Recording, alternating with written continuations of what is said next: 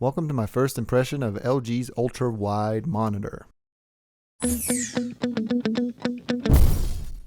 What's going on, everybody? My name is Tomas, and this is my unboxing and first impressions of LG's 34UM95 IPS UHD monitor. Getting right into the box, you're provided your handling guide. God knows you need it to maneuver this monster. Next, you're provided a 3-pin cable to run in conjunction with your power supply. Speaking of power supplies, LG gives you a 100 to 240 volt power brick, which translates to you having the ability to power this thing pretty much anywhere in the world. Just swap out the cable and you're ready to rock and roll. Moving right along, you get a stand cover. This runs along the top of the edge of the 2-position stand to make the monitor look aesthetically more pleasing. It also serves some functionality with a cable management hook. Next, the stand.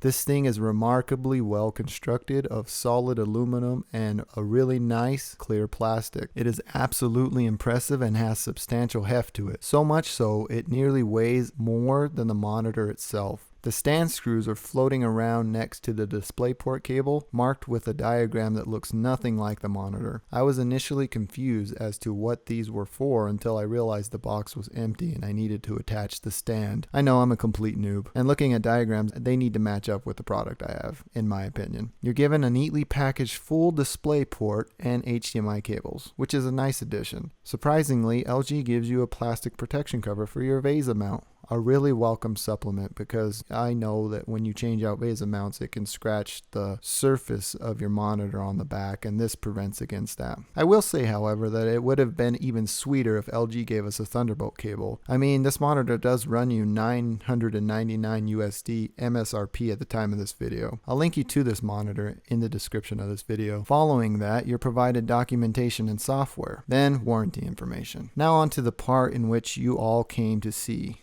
The monitor itself in all its glory. This thing is an absolute marvel to look at in person. It's hard to communicate the presence this monitor commands on camera. Just trust me, this thing is magnificent, and you'll absolutely love it if you decide to purchase it. It is solidly constructed, not quite to the level of Apple's Thunderbolt display, but damn close. The matte display is something I highly desired when I was using my Thunderbolt display. If you've ever sat down in front of one of Apple's recent Cinema or Thunderbolt displays, you know the glare problem it has. This screen comes in at 3440 by 1440 resolution, and it is awesomely represented when you first power this beast on. Compared to my 2007 20-inch Apple Cinema display, this thing more than doubles the resolution and almost physically does so as well. The panel itself is very crisp and clear, which has made my inner productivity monster very happy. I can throw crazy combinations of timelines, multiple documents, and web browsers at this thing with no interrupting bezels in between to interfere with any of that. One defining aesthetic I was immediately drawn to was the chrome bezel around the monitor itself. This is fantastically implemented by LG and it looks amazing. Every time I sit down to work on this monitor, I feel like I'm sitting at my own personal command center, and it is absolutely fantastic. The LG logo on the back classically matches the chrome rim around the monitor. I'm not going to lie to you, it is more than a fingerprint magnet, but I'll easily accept that for the utility of this thing and the beautiful aesthetics.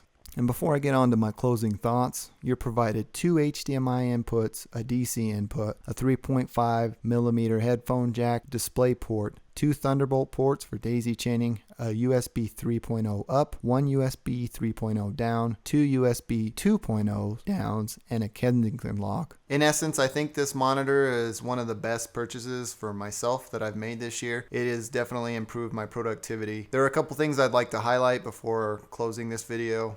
I will be doing a full review, so if you're interested in that, it'll come at a later date, because I just want to be able to spend some more time with the monitor. Go ahead and hit that subscribe button and you'll be instantly notified of when I actually publish that work. To highlight some things about this monitor, I really appreciate LG's thought into providing us an external power supply. I know this may be an unpopular view, but I think the modularity, and I'm all about modularity if you've been following me for a while, of having an external power supply is excellent for just maintenance purposes. I don't have to send this monitor in if I have a power supply failure to have that serviced by LG. In addition to that, the monitor runs a lot cooler vice the Apple Thunderbolt display. I think that's to attribute to there is no eyesight camera or, you know, webcam implemented into the display, nor is the power supply encased in the housing of the display. I really enjoy that. It doesn't heat up my area, and you know, my office area is not super large. I like that they've incorporated that, and I can use this monitor for